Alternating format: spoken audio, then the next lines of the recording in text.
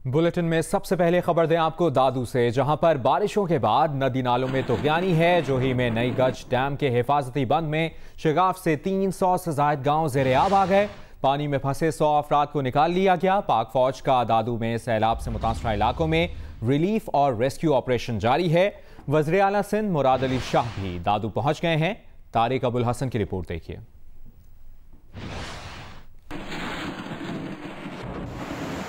सिंध के जिला दादू में कीरथर के पहाड़ों से आने वाले रेले से सैकड़ों देहात मुतासिर हुए। गाज डैम के हिफाजती पुश्ते को नुकसान पहुंचने पर 300 से जायद गांव ज़ेर-ए-आब आ गए। इलाका मकीन के मुताबिक 1 लाख के करीब आबादी के शहर जूही के भी डूबने का खतरा है। सैलाब से इलाके में बड़े पैमाने पर तबाही आई है। काछू का बड़ा हिस्सा भी ज़ेर-ए-आब आ चुका है। बरसाती रेले का रुख अब मंचर के इलाके की जानिब है। जमीनी रास्ता मुनक़ता होने के बायस नुकसानात का अंदाजा लगाना फौरी तौर पे मुमकिन नहीं। पाक बहरिया की टीमें भी मुतासिरा इलाकों में इमदादी सरगर्मियों में मसरूफ है। हमारा मकसद सबसे पहले मैन का है, उसके बाद मटेरियल का। अल्हम्दुलिल्लाह हम इंशाल्लाह शुरू में मैन का रिकवरी कर लेंगे और उसी बंदों का अगर यहाँ पे जगह रहने की बंदोबस्त अगर नहीं हुई तो हम अपने टेंट लगाएंगे इंशाल्लाह। हम इनका यहाँ पे 2-3 रात का स्टे भी और यहाँ का राशन का भी हम बंदोबस्त कर रहे हैं। पीछे से हमारे 2 ट्रक आ रहे हैं। वज़ीर आला सिंध मुराद अली शाह दादू के मुतासिरा इलाकों में पहुँचे और इमदादी कार्रवाइयों और शिगाफ के मुतासिरा मकामात का जायजा लिया। वज़ीर आला ने जमीनी रास्ते फौरी बहाल करने और पानी का रुख सेम नाले की तरफ मोड़ने की हिदायत की। ISPR के मुताबिक पाक फौज का मुतासिरा इलाकों में रिलीफ और रेस्क्यू ऑपरेशन जारी है। पानी में फंसे 100 अफराद को निकाल लिया गया है। ISPR के मुताबिक गाज डैम के हिफाजती बंद में शिगाफ और तूफानी बारिशों से लोग मुतासिर हुए। कश्तियों की मदद से फंसे हुए अफराद को महफूज मकामात पर पहुंचाया जा रहा है। मेडिकल कैंप में लोगों को तिब्बी इमदाद और ताज़ा खाना फराहम किया जा रहा है। जिला दादू में गाज नदी से आने वाले सैलाबी रेले ने बचाव बंद को काट डाला है, जिसकी वजह से जोही के दर्जनों देहात ज़ेर-ए-आब आ गए। हजारों एकड़ पर खड़ी फसलें भी तबाह हो गई हैं। बचाव बंद में शिगाफ क्यों पड़ा रहता है और वहां पर इस वक्त क्या सूरत हाल है, जियो न्यूज़ के नुमाइंदे हमें बता रहे हैं। तारिक अबुल हसन उन्हीं से जानते हैं। जी तारिक। जी मैं जोही में FB बंद पर RD44 के मुकाम पर मौजूद हूँ और ये वो जगह है जहाँ पर ये बचाव बंद टूटा है और उसके बाद पानी इस जगह से निकलकर और पीछे सारे देही इलाके के अंदर गया और इस मुकाम पर दर्जनों देहात ज़ेर-ए-आब आए हैं। यहाँ सूरत हाल ये है कि कुछ आप मेरे अकब में देख रहे होंगे कि एक नहर जारी है जिसे जूही ब्रांच कहा जाता है। वहाँ से ये एक गैर कानूनी वाटर कोर्स बनाया गया था और इस मुकाम पर ये जो बचाव बंद है वो कमज़ोर था और इंतज़ामिया को बताया गया था, उनके इल्म में था, मुकामी लोगों की तरफ से बताया गया था कि यहाँ पर ये कमज़ोर मुकाम है और पानी यहाँ से रिस रहा है। 3 दिन मुसलसल बारिशें होती रही हैं और यहाँ से पानी का रस्सा होता, लेकिन कोई काम यहाँ पर नहीं किया गया। अब जब कर यहाँ पे ये शगाफ पड़ गया है और दर्जनों देहात ज़ेर-ए-आब आ गए, हज़ारों लोग इस पानी के अंदर फंसे हुए हैं। अब यहाँ पर इमदादी सरगर्मियाँ शुरू हुई हैं। मेरे पीछे आप देख रहे होंगे कि बड़ी हैवी मशीनें लगी हुई हैं, पत्थर लाया गया है, बहुत सारे मजदूर यहाँ आए हैं और ये अब इस शगाफ को भरने की कोशिश की जा रही है। खुजदार में हालिया बारिशों से मुख्तलिफ इलाकों में इंफ्रास्ट्रक्चर बुरी तरह मुतासर हुआ है। खुजदार का मुख्तलिफ शहरों से मवासलाती राब्ता अब तक मुनक़ता है। सयाहती मकाम चटोक पर 60 से ज़ायद सयाह फंस गए हैं। रस्सियों की मदद से लोगों को रेस्क्यू करने का काम इस वक्त भी जारी है।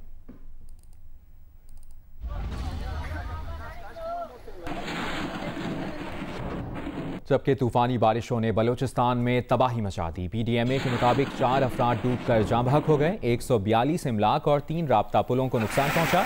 नसीराबाद, मस्तों, खुजदार, हरनाई, नोशकी, लोरलाई, ढाढर में मवेशी बह गए। दरियाए नाड़ी में ऊंचे दर्जे का सैलाब है। बीबी नानी के मकाम पर अहम राब्ता पुल टूट गया है। सयाहती मकाम चटोक पर 60 से ज़ायद सयाह अब तक महसूर हैं, जिन्हें निकालने के लिए इक़दामात किए जा रहे हैं। बलूचिस्तान में जारी तूफानी बारिशों के सिलसिले में कहीं वक्फा आ चुका है तो कहीं तेज बारिशों ने सैलाबी सूरत हाल पैदा कर दी है, जिससे इंफ्रास्ट्रक्चर को शदीद नुकसान पहुंचा। कई अजला में राब्ता पुल और सड़कें बह जाने से आमदोरफ्त अब तक मुतासिर है। PDMA के मुताबिक 4 अफराद डूबकर जाँ बहक हो गए। 142 अमलाक और 3 राब्ता पुलों को भी नुकसान पहुंचा है। नसीराबाद, मस्तूंग, खुजदार, हरनाई, नोशकी, लोरालाई, ढाढर में कई मवेशी भी बह गए। खुशदार में हालिया तूफानी बारिशों से दीवारें गिरने से 2 अमवात हुई। खड़ी फसलों को भी शदीद नुकसान पहुंचा। कई इलाकों में मवासलाती राब्ता अब तक मुनक़ता है। डिप्टी कमिश्नर के मुताबिक सयाहती मकाम मुल्ला छटक पर 60 से ज़ायद सयाह अब तक महसूर हैं, जिनको निकालने के लिए इक़दाम किए जा रहे हैं। जिले के दीगर इलाकों में मुतासरीन को इमदादी सामान, खुराक, बिस्तर, बर्तन और खैमे भी फराहम किए जा रहे हैं।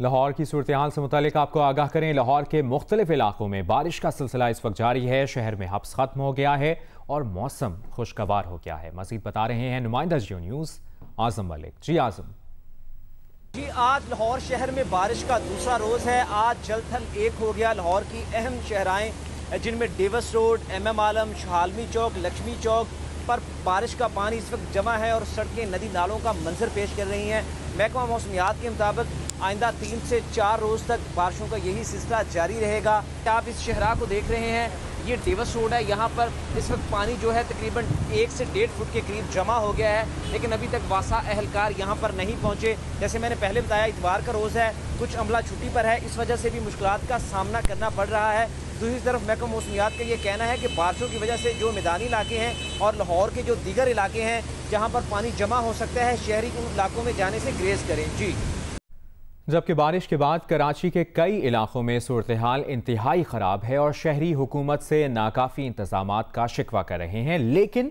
एक शख्स ऐसा भी है जो रज़ाकाराना तौर पर मुतासरा सड़कों पर मौजूद गड्ढों को भरवा रहा है। उनसे मिलवा रहे हैं कसीम सईद। जी, कराची की 4 के चौरंगी से इस वक्त मैं रिपोर्ट कर रहा हूँ। अब ज़रा आज पानी यहाँ से उतरा है तो मालूम हुआ है कि जो गड्ढे पहले से यहाँ पर मौजूद थे वो पहले से ज़्यादा गहरे हो चुके हैं। मुतादिद यहाँ पर हादसात हुए और इन्हीं गढ़ों के बायस जो आगे सुरजानी जाने वाली रोड है उसको भी ब्लॉकेट लगाकर बंद कर दिया गया है। लेकिन इस बार यहाँ के एक शहरी उन्होंने ये बीड़ा उठाया है कि वो अपनी मदद आपके तहत यहाँ पे इन गढ़ों में मलबा भरवा के भराई करवा के इनको लेवल करेंगे। तमाम मलबा यहाँ पर बिखरे हुए जा बजा जो गढ़े हैं उनमें फिल किया जा रहा है। इनसे बात करते हैं, देखते हैं क्या कहते हैं। ये लोगों को यहाँ पर बड़ी परेशानी है, आप ये देख रहे हैं कितना यहाँ पर रश है। रोजाना तकरीबन यहाँ पर एक्सीडेंट होते हैं। किसी को तौफीक नहीं है, हुक्मरानों को, हमारे खास तौर पर सिंध हुक्मरानों को तौफीक नहीं है कि भाई ये कम से कम ये देख लें। तो भाई जब हमने इतनी बड़ी कुर्बानी करी है तो मैंने सोचा यार 1-2 लाख रुपए 2-4 लाख क्या लगा दें चौरंगी के ऊपर। तो इनका ये कहना है कि जहाँ पर शहर में मल्टीपल लेयर्स ऑफ गवर्नेंस है लेकिन कोई देखने वाला नहीं है, वहीं शहरी अगर अपनी मदद आपके तहत कुछ अपने ही शहर के लिए करना चाहें तो उसमें भी कोई मुजाहिदा नहीं है। तो इस तरह की एफर्ट्स शहरियों के लिए मददगार साबित हो सकती हैं। जी, और अभी आपको बताएं, सुप्रीम कोर्ट की जानिब से कराची में साइन बोर्ड्स गिरने से 2 अफराद के जख्मी होने का अज़ खुद नोटिस लेने के बावजूद हैदराबाद की ज़िले इंतज़ामिया ने अब तक बड़े बिल बोर्ड्स नहीं हटाए। ये बिल बोर्ड्स किसी भी वक्त हादसे का सबब बन सकते हैं। मज़ीद बता रहे हैं नुमाइंदा जियो न्यूज़ अली नईम।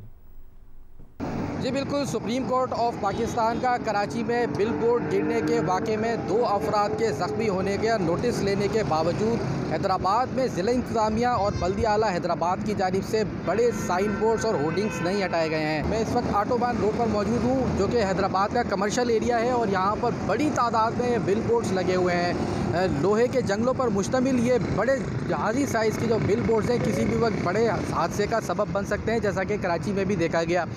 इसके अलावा हैदराबाद में भी माजी के अंदर इसी तरह से ये बिल बोर्ड्स गिर चुके हैं और लोग इनकी जद में आके ज़ख्मी भी हो चुके हैं। आपको बताएं, वज़ीर आला पंजाब उस्मान बुज़दार ने कहा है कि उन्होंने हमेशा कानून की पासदारी की है। सुप्रीम कोर्ट और हाई कोर्ट में पेश हो चुके हैं, नैब में भी पेश होंगे, सबको हकीकत का पता चल जाएगा। उन्होंने कहा कि रोज़ाना हज़ारों फाइलें चलती हैं, हर फाइल ऐवान वज़ीर आला नहीं आती। तमाम चीज़ें रूल्स और कायदे और रेगुलेशन के मुताबिक चलती हैं और अल्हम्दुलिल्लाह हमेशा ही मैंने जो कानून की पासदारी है वो की है और अपने तमाम जो हमारे इश्यूज़ हैं, जो मैटर्स हैं, वो रूल और प्रोसीजर के तहत हमने चलाए हैं और हम चला रहे हैं। जहाँ पे भी जब भी किसी अदालत ने या किसी इन्वेस्टिगेटिंग एजेंसी ने हमें बुलाया है, मैं सुप्रीम कोर्ट ऑफ पाकिस्तान में पेश हुआ हूँ, ऑनरेबल हाई कोर्ट लाहौर में पेश हुआ हूँ, ऑनरेबल हाई कोर्ट इस्लामाबाद में पेश हुआ हूँ, मैं FIA में पेश हुआ हूँ और मैं नैब में भी पेश हूँगा। प्राइम मिनिस्टर साहब ने यहाँ इनॉग्रेट किया है river Ravi urban development project का, उसके अंदर भी इंशाअल्लाह हम 60 लाख पौधे लगाएंगे। दूसरी जानिब वज़ीर आला खैबर पख्तूनख्वा महमूद खान कहते हैं कि 1 अरब 20 करोड़ पौधे लगाने का हदफ पूरा कर लेंगे। आज 20 लाख पौधे लगाने का टास्क मिला है। मिशन में टाइगर फोर्स भी उनके साथ है। 5 सालों में गुज़श्ता हमने 1 अरब 20 करोड़ पौधे लगाए। आज का टारगेट खैबर पख्तूनख्वा को 20 लाख पौधों का मिला है। और जिस तरह प्राइम मिनिस्टर साहब का विजन है ग्रीन पाकिस्तान, तो हम ग्रीन खैबर पख्तूनख्वा के लिए काम करेंगे। इस दफ़ा हमारे पास टाइगर फोर्स के नौजवान मौजूद है। टाइगर फोर्स हमारे साथ होगी और हम उनके साथ खड़े होंगे।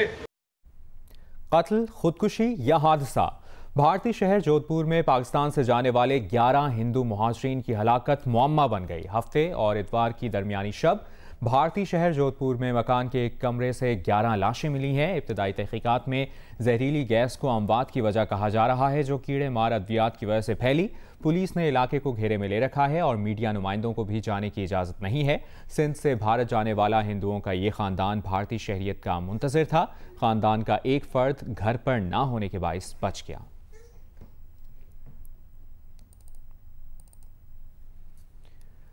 कुल जमाती हुर्रियत कॉन्फ्रेंस ने 11 अगस्त को हुर्रियत रहनुमा शेख अब्दुल अजीज़ के यौम शहादत पर मकबूजा कश्मीर में मुकम्मल हड़ताल की अपील की है।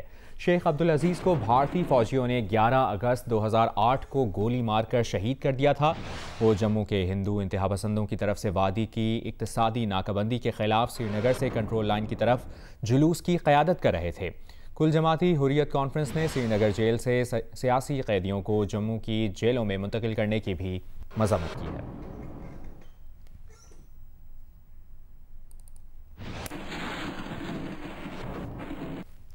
और अब आपको बताएं, सिंध भर में कल से क़वायद व ज़वाबित के तहत कारोबारी सरगर्मियां बहाल हो जाएंगी। तालीमी इदारे, शादी हॉल्स और मज़ारात 15 सितंबर से खोले जाएंगे। खैबर पख्तूनख्वा हुकूमत ने भी कल से तमाम शोबे खोलने की इजाज़त दे दी है। तालीमी इदारे और शादी हॉल्स बदस्तूर बंद रहेंगे। इस्लामाबाद में मार्केट्स, दुकानें और शॉपिंग मॉल्स खुल गए। इतवार बाजार सजने लगे। दुकानदार खुश हैं, लेकिन आवाम महंगाई से परेशान।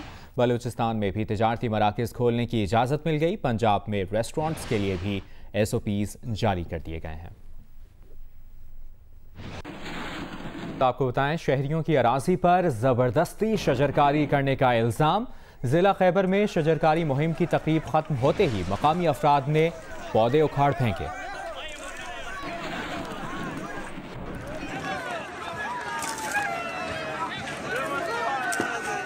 मुल्क भर की तरह खैबर में भी शजरकारी के लिए पौधे लगाए गए। मंडी कस्म में PTI ने इकबाल अफरीदी ने पौधा लगाकर शजरकारी मुहिम का इफ्तिताह किया। अभी तकरीब खत्म ही हुई थी कि दर्जनों मुश्ताइल अफराद ने हल्ला बोल दिया और पौधे उखाड़ फेंके। डिप्टी कमिश्नर महमूद असलम ने अपने पैगाम में कहा कि कबीले की ये अराजी मुतनाज़ है। एक ग्रुप ने इजाज़त दी, लेकिन मुखालिफ ग्रुप के लोगों ने पौधे उखाड़ दिए। ये सिपा ट्राइब की ज़मीन है, तो यहाँ पे प्रोग्राम सक्सेसफुली सब प्रोग्राम हो गया था। जब प्रोग्राम से लोग चले गए, वहाँ पे इसी ट्राइब के जिन्होंने ये ज़मीन की इजाज़त दी थी, इसी ट्राइब के कुछ लोग शायद आपस में इनकी ज़मीन का मसला चल रहा था, डिस्प्यूट चल रहा था। तो वो कह रहे थे कि ये ज़मीन चूंकि डिस्प्यूटेड है, तो ये फलाने लोगों ने यहाँ पे क्यों इजाज़त दे दी। इस प्ली पे उन्होंने पौधे उखाड़े। फॉरेस्ट डिपार्टमेंट ने हमें रिपोर्ट की है। हम इंशाल्लाह इस पे जो भी कानूनी कार्रवाई वो करेंगे। वज़ीर आला खैबर पख्तूनख्वा महमूद खान ने पौधे उखाड़ने के जिम्मेदारों के खिलाफ कार्रवाई का हुक्म दे दिया। काजी फजलुल्लाह, जीव न्यूज़, जिला खैबर। अहम अपडेट दें आपको, हुकूमत आलमी बैंक में एग्जीक्यूटिव डायरेक्टर के ओहदे के लिए मुख्तलिफ नामों पर गौर कर रही है। ज़राए का बताना है कि इस सिलसिले में समरी सर्कुलेट किए बगैर ही वज़ीर आज़म इमरान खान को 4 नाम भिजवा दिए गए हैं। मज़ीद जानेंगे नुमाइंदा जियो न्यूज़ अशरफ मलखम से। अशरफ, कौन से हैं ये 4 नाम?